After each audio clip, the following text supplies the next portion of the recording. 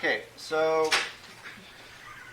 I don't want to make the assumption that everybody knows their way about it on Google Classroom just because you had several teachers who said, hey, we're using Google Classroom last spring.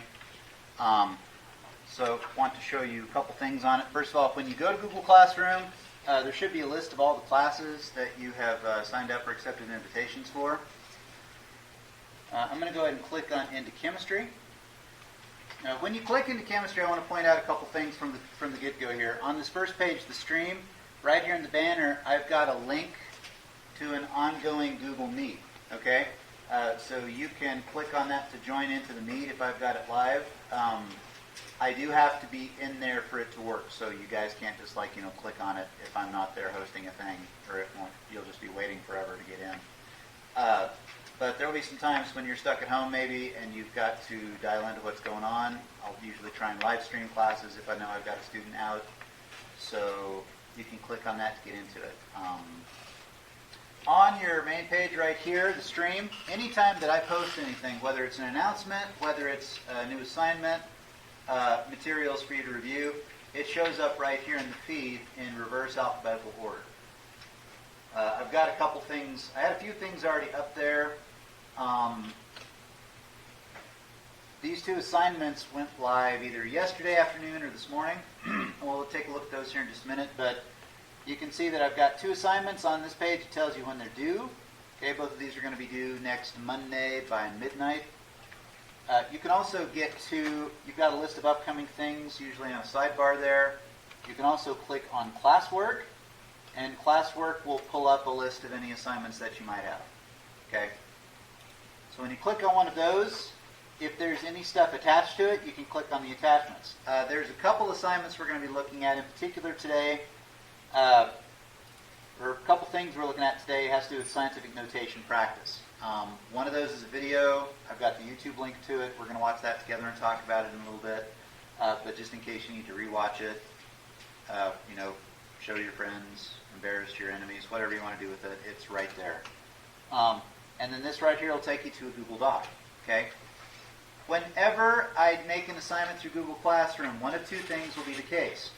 Either I'll remember to hit the button that will send everybody a copy to your own Google Drive. That way when you open it up, you'll have something to edit. Or if you try and edit it, it will tell you, hey, you can't edit this. If that happens, you'll have an option on there to make a copy. It's in one of the file menus. So you click File, make a copy of this file, and it will copy a file to your Google Drive, and then you can do whatever you want to with it. Okay. This one right here I actually did make you a copy of. And so when you click into it, it'll pull it up and you'll be able to edit things. Okay. Leave that open in a tab and come back to the main classroom tab real quick. You've also got a tab on there. If I have graded assignments, you can click over to grades and it will show you what grades you've received so far. One thing I don't like about using the web app like this is notifications don't come in just a place where you can go check them right here. If you've got notifications set up, then you'll get an email sent to your Gmail box whenever somebody, myself or another teacher, posts a new thing.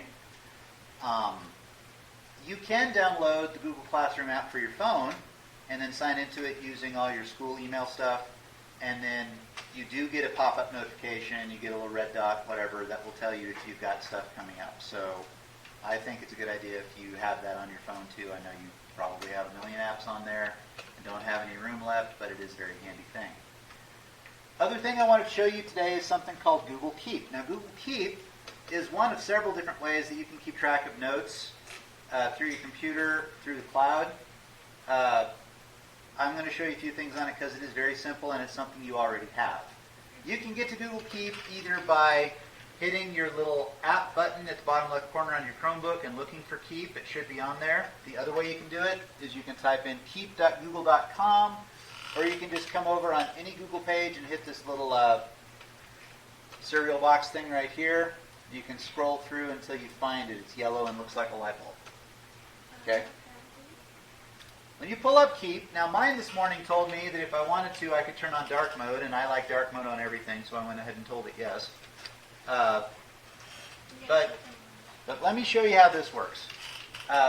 this is a really good place for keeping track of pretty much literally everything. Okay? You need to jot yourself down a real quick note. You just come over here where it says take notes, and I can type in, don't forget to buy milk, and spell it wrong, and then I'll click close. Well, now I've got a little sticky note right there that says don't forget to buy milk.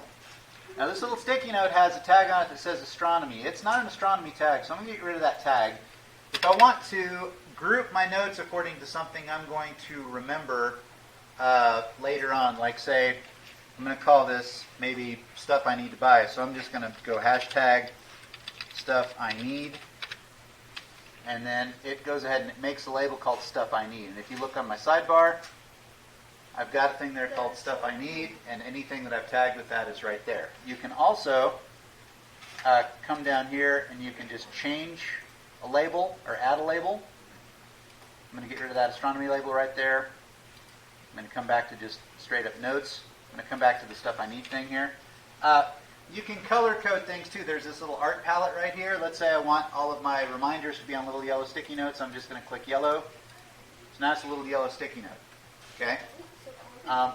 You can grab sticky notes and move them around once you've got several of them. If there's really important stuff that you're looking at all the time, you can click the little thumbtack and it'll tag it to the top of your list so you'll never lose it again. Other really good things on here. If I need to remember to go get this as soon as I leave here, I can add a reminder. You can pick when you want it to remind you, pick a date and time, or when you go to a place, if you've got this app on your phone, it'll remind you when you go to a place, it'll pop up and buzz and say, oh hey, while you're here you need to buy milk or whatever. There's a button on this that's got a little person on there. This is great if you like to study with other folks and share notes. You can just add a collaborator, which means that you can share a note, and anybody that you're sharing it with, I think, can edit it in real time. So you can keep an ongoing note. If you're not really good at typing stuff down, but a friend is, then you can say, hey, will you type these and share it with me later? And if they like you or if they want to charge you money, then they might say yes. Okay? We've also got, let's see here, you can add an image. If you have like an image file that you want to stick in there to remind you of something, you can do that. If you're done with the note and you want to archive it, you can just hit the archive button. It'll disappear, but when you hit archive, it's still right there. And then you can also unarchive something. Another thing you can do up here in Notes, you see it's got a few buttons. This one right here is a checklist. And so I'm going to call this checklist, let's see, people who need to get smacked. Okay? So I'm going to come down here to list items. I'm going to type in Daniel. I'm going to type in, let's see here, who else? Rain. Let's see who else needs to get smacked in Macy. Okay? I'm going to color code this one because, it's vengeance. I'm going to make it blood red. And then, whenever I get around to smacking somebody, like say, okay, smack. See, I just smacked Rain, so I can go ahead and click that. I'll check her off. She's checked off my list there. Okay. It's the checkbox right here. You've also got a thing right here that looks like a artist's brush. When you click that, it pops this up, and you've got all kinds of tools. And so you can like...